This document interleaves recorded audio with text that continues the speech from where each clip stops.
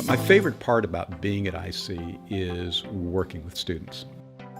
My name is John Dre, and I'm professor of business administration.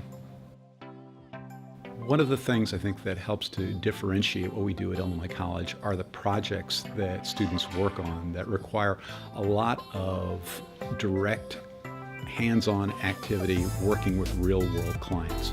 We've worked extensively with the Milwaukee Brewers and the Indiana Pacers. I think it helps to build confidence. One of the things I hear all the time from students afterwards is that when they finish a large-scale project is how much more confident they are of their own abilities. It provides an opportunity to apply the skills that hopefully you've learned throughout the entire program.